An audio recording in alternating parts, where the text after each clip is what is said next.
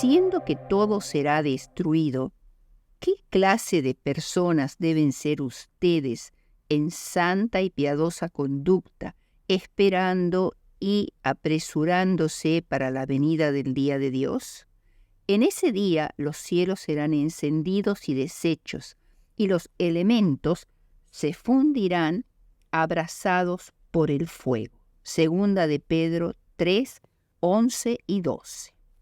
La introducción a esta, que es la última lección del trimestre, nos habla del fin de la misión de Dios de salvar a todos los que acepten la vía de salvación que Él ha diseñado desde el comienzo mismo de la caída y en realidad aún mucho antes previéndola. Desde ese mismo comienzo, y el versículo de memoria nos dice que en vista de que toda forma de pecado será finalmente completamente destruida, es necesario que los que saben que es inminente ese día, cuando este mundo será deshecho en un holocausto de fuego, sean diligentes en permitir que Cristo elimine todo rastro de pecado de sus pensamientos y vidas. Es más, los creyentes deben estar siempre a la espera de la venida de su Señor, acelerando, facilitando su llegada y deseando fervientemente ese día. Bien, la primera parte. Podríamos decir que hay 3 fases en la misión que Dios ha emprendido para salvar a la humanidad.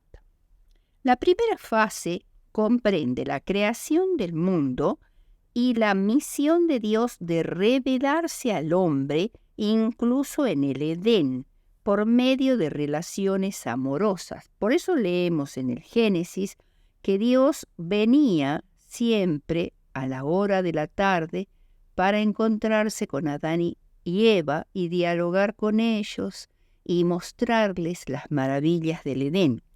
Pero el pecado alteró esta realidad y dio lugar al mundo que ahora habitamos.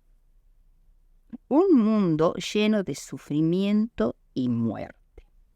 La segunda fase es la que comprende este gran cambio de la creación de Dios con la entrada del pecado. Este gran cambio incluye terremotos, plagas, tsunamis, tornados, incendios forestales, inundaciones, sequías, fenómenos que hoy surgen de manera imparable por todo el mundo. Por otro lado está el espectro de la muerte. La muerte entró por Adán y así pasó a todos los hombres por cuanto todos pecaron. El pecado trajo la muerte no solo a la humanidad, sino a toda vida en la tierra. Toda la creación gime a una y a una está con dolores de parto hasta ahora, dice Pablo en Romanos 8:22. Dios tuvo que implementar grandes cambios en la misión como la encarnación de la segunda persona de la deidad, su crucifixión y su resurrección. Pero hay que aclarar que todo esto estaba ya previsto por la deidad si es que entraba el pecado. Nada más que tuvo que hacerse efectivo. Todo esto es lo que hace posible la realidad futura de una tierra renovada y perfecta. La tercera fase de la misión de Dios alcanza su punto culminante en la segunda venida de Cristo en gloria y majestad. Pero este evento no es el evento final de la humanidad ni de la historia de Dios. La vida eterna no tendría sentido si la segunda venida solo anunciara el final de la historia de esta tierra. Al contrario, la segunda venida nos anuncia la eternidad. Es un nuevo comienzo, una nueva tierra, un nuevo panorama para los seres humanos y para todos los seres vivos de infinitas posibilidades. La segunda parte de la lección nos habla de la predicación del Evangelio a todo el mundo. Rosa estaba angustiada. Durante los últimos 20 años, el volcán de fuego había estado activo continuamente, con algunas excepciones. Por ello, llovía ceniza regularmente sobre las comunidades situadas en un radio de 20 kilómetros de la montaña de 3.763 metros de altura, ubicada a 44 kilómetros de la capital de Guatemala, que es la ciudad del mismo nombre, Guatemala. La angustia de Rosa se debía a que había informes que demostraban que iba a entrar en erupción de nuevo. Un pueblo llamado San Miguel Los Lotes era un pueblo que se encontraba a la sombra del volcán de fuego, uno de los volcanes más activos del mundo. Pero los habitantes de este pueblo estaban hartos de las constantes falsas alarmas en relación con el volcán. Ya habían evacuado sus casas en el pasado y muchos se mostraban reacios a hacerlo de nuevo. Rosa era voluntaria del sistema de alerta temprano de esa área y tenía la tarea de recorrer la comunidad de aproximadamente 1,000 personas para alertarlas del peligro que se avecinaba y pedirles que evacuaran. ¿Pero iban a hacerle caso?, se preguntaba Rosa. Hoy los cristianos se encuentran en una situación similar. Vivimos en un mundo post-cristiano, un mundo hastiado. Incluso dentro de la iglesia encontramos apatía y letargo. Este mundo apático se encuentra, por así decirlo, a la sombra de una montaña que lleva retumbando desde hace 6,000 años, estallando y causando daños catastróficos con frecuencia. Sin embargo, a pesar de todos los desafíos que se presentarán durante los días finales de la tierra, Jesús declaró que será predicado este evangelio del reino en todo el mundo para testimonio a todas las naciones y entonces vendrá el fin. Mateo 24:14. A pesar de lo que parece ser una ola abrumadora de pecado, cinismo y secularismo, la humanidad entera se confrontará con las declaraciones del Evangelio cuando el mensaje de los 3 ángeles de Apocalipsis 14 llegue a toda nación, tribu, lengua y pueblo, como dice Apocalipsis 14:6. Es fundamental reconocer que la predicación del Evangelio a todo el mundo no es una simple transmisión de información. La inteligencia artificial nunca podría cumplir este trabajo. Si la proclamación del mensaje de los 3 ángeles fuese simplemente una cuestión de exponer a alguien la verdad, una campaña extensa por correo directo podría llevar a cabo la tarea en unos pocos días o semanas.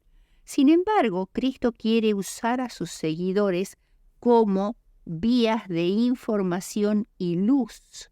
La proclamación del Evangelio solo será eficaz cuando los mensajeros compartan la información y también el carácter de Jesús. Apocalipsis 18:1 declara que la tierra fue alumbrada con su gloria.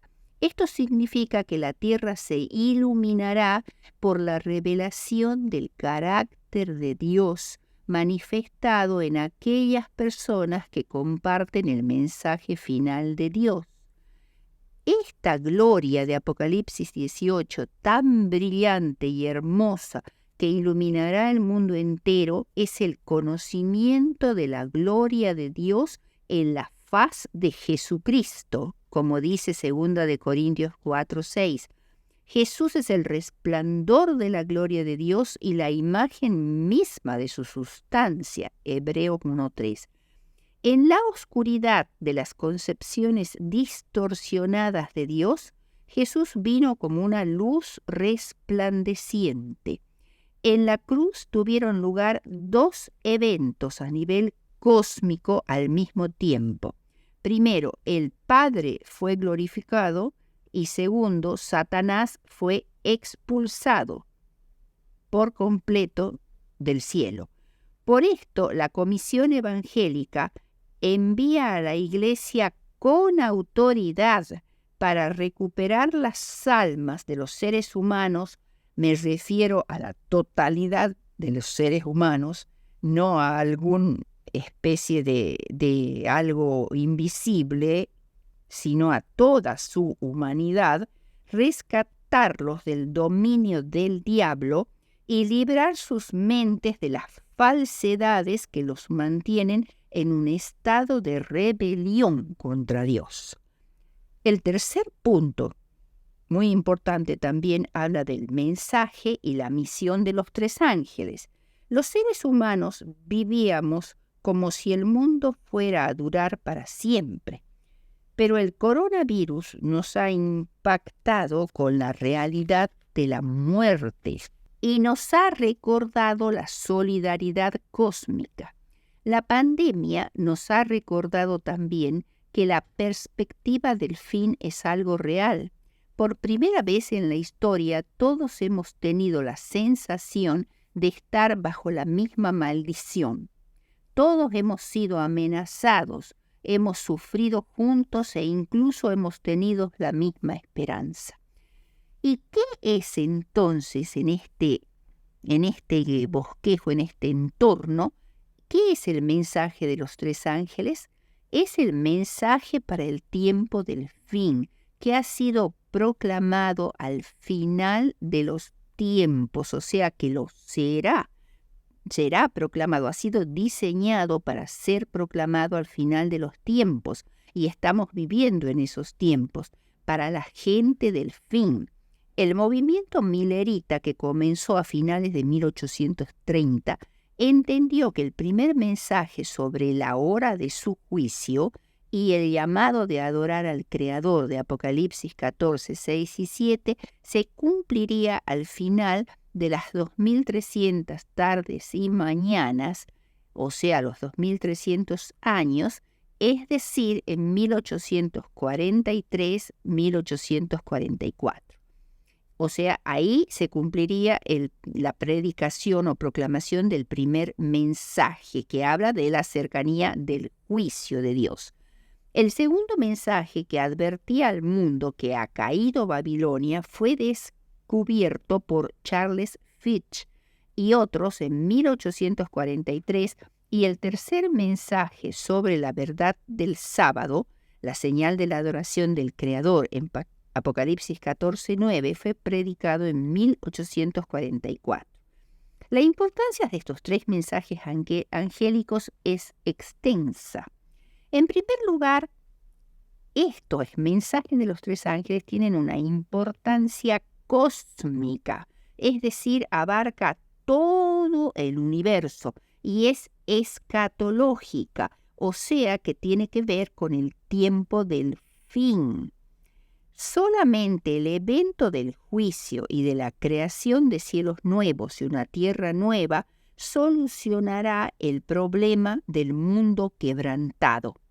El juicio pertenece solo a Dios, porque Él es el único que es justo, y por ser el Creador, Él es el único que conoce toda cosa oculta.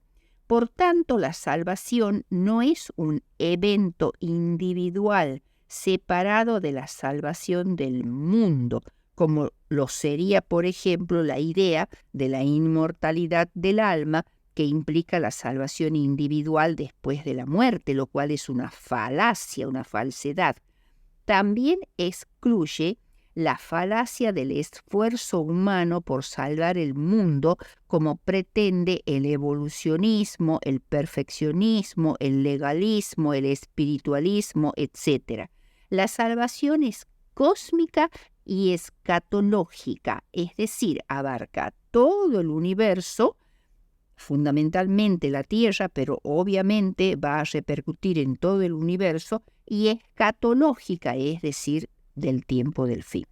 Por otro lado, la importancia de este mensaje de los tres ángeles es misiológica, es decir, tiene que ver con la misión, porque tiene un alcance universal que llega a toda nación, tribu, lengua y pueblo, como dice Apocalipsis 14:6. O sea, tiene un impacto global sobre la humanidad. No sirve a ninguna institución humana para su propio beneficio étnico, económico, cultural o político, sino que lleva un mensaje trascendental que nos concierne a todos, que es que la pronta salvación de los seres humanos por su creador común está por operarse, y que es una operación iniciada y organizada por el cielo, no por los hombres. La importancia ética. El mensaje de los tres ángeles abarca todos los aspectos de la vida relacionados con el discernimiento entre el bien y el mal. Temed a Dios, dice Apocalipsis 14:7, y hace referencia a la observancia de los mandamientos de Dios, que es la única forma de diferenciar el bien del mal. Y está relacionado con el juicio de Dios. Temer a Dios está relacionado especialmente con la forma en que tratamos a nuestro prójimo, que fue creado a la imagen de Dios. Observamos las importantes conexiones entre los mensajes de los tres ángeles y el juicio y la creación en Eclesiastés 2. Veamos ahora otro aspecto del mensaje de los tres ángeles, y es la importancia de la adoración. El otro mandamiento del ángel, adorad a Dios, en Apocalipsis 14:7, implica que estamos adorando a Dios cuando oramos, cuando cantamos con regocijo y reverencia, o bien cuando estudiamos y compartimos las Sagradas Escrituras. Adorar al Creador implica el reconocimiento del sábado, el día de reposo, como una señal de Dios, el autor de la creación, versus el domingo, que es la señal de la sustitución humana de este monumento recordativo de la creación que instituyó Dios desde el mismo principio. La importancia teológica del mensaje de los tres ángeles. Los dos eventos, la creación y el juicio, que son de los cuales hablan los tres ángeles, resaltan la integridad de las Escrituras, el Antiguo y el Nuevo Testamento juntos, de la ley y el Evangelio, de los mandamientos de Dios y la fe de Jesús, del sábado y de la esperanza de la venida del día del Señor, como el gran reposo que aún nos falta recibir. Estas revelaciones aportan un aspecto que confiere al mensaje de los tres ángeles una voz excepcionalmente sonora, que trasciende a todas las demás tradiciones religiosas y destaca su misión hacia ellas. Y por último, veamos la importancia actual del mensaje de los tres ángeles. El mensaje de los tres ángeles es particularmente relevante en estos días de pandemias, terremotos, hambrunas, guerras, en el mundo. Los habitantes del mundo nunca han tenido tanta necesidad de escuchar este fuerte clamor, el testimonio del autor y el salvador de la creación, el Dios vivo y personal que viene. El cuarto punto nos habla de la crisis final. Cuando el juicio investigador, iniciado en el santuario celestial en 1844, haya acabado, el destino de todo ser humano habrá sido decidido para vida o para muerte. El tiempo de gracia termina un poco antes de la aparición del Señor en las nubes de los cielos. El tiempo de gracia termina sin advertencia y el día del Señor vendrá como ladrón en la noche, o sea, en forma inadvertida, en forma inesperada. Sin embargo, hay señales que nos ayudan a ubicarnos en el tiempo. Cuando la iniquidad haya rebasado los límites de la misericordia de Dios, su paciencia habrá terminado. O sea, la iniquidad se manifiesta de una manera tan cruda y tan impactante en este mundo, cada vez peor, que está siendo un marcador de cuándo terminará el tiempo de gracia. La sustitución de lo verdadero por lo falso es el último acto del drama. Cuando esta sustitución se torna universal, Dios se revelará a sí mismo. Cuando las leyes de los hombres sean exaltadas por encima de las leyes de Dios, cuando los poderes de esta tierra procuren forzar a los hombres a guardar el primer día de la semana como día de adoración, como día santo, sabed que ha llegado el tiempo cuando Dios actuará. Se levantará en su majestad y sacudirá terriblemente la tierra. Saldrá de su lugar para castigar a los habitantes de la tierra por su iniquidad. La tierra descubrirá sus sangres y no cubrirá más a sus muertos. Maranata, página 260 de Elena de White. Durante el tiempo de gracia, la imagen de la bestia requerirá una muestra o prueba de lealtad por las personas y les pondrá su marca. Pero los fieles de Dios, precisamente antes de entrar en el tiempo de angustia, recibirán el sello del Dios viviente. Entonces hay una polarización de la humanidad. Los que tienen la marca de la bestia en sus manos o en su frente, y los que tienen el sello del Dios viviente en sus frentes. Entonces vi que los 4 ángeles dejaron de retener los 4 vientos, y vi hambre, pestilencia y espada. Nación se levantó contra nación, y el mundo entero entró en confusión. Maranata, página 251, Elena de White.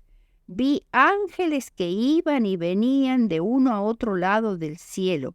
Un ángel con un tintero de escribano en la cintura regresó de la tierra y comunicó a Jesús que había cumplido su encargo, quedando sellados y numerados los santos. Vi entonces que Jesús, quien había estado oficiando ante el arca de los 10 mandamientos, dejó caer el incensario y alzando las manos exclamó en alta voz: «Consumado es».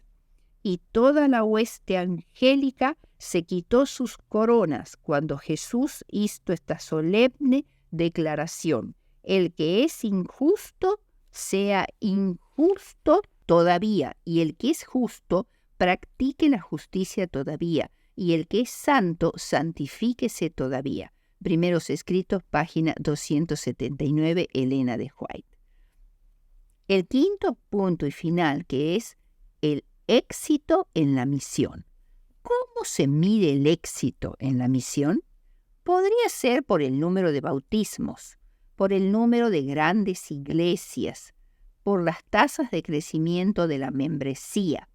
Puede considerarse así cuando el Evangelio llega a cada grupo étnico de la tierra por medio de la radio, por medio de Internet, las redes sociales, la televisión. Por otro lado, podríamos considerar que tenemos éxito en la misión cuando se hacen discípulos de Jesús puros y leales, que siguen a Jesús y obedecen la voz del Espíritu Santo. No hay en ellos engaños, dudas, falsas enseñanzas, inmoralidad, tampoco orgullo que los induce a sentirse superiores a los demás, porque reconocen que son imperfectos y que necesitan la gracia purificadora y la misericordia de Dios. En conclusión, la misión de Dios solo será terminada cuando se restablezca por completo el favor de Dios para el mundo caído. Cuando sea restaurado todo lo que se perdió a causa del pecado. No tan solo los seres humanos, sino también el planeta Tierra será redimido para que sea la morada eterna de los obedientes. Durante 6,000 años, Satanás luchó por mantener la posesión de la tierra, pero se cumplirá el propósito original de Dios al crearla.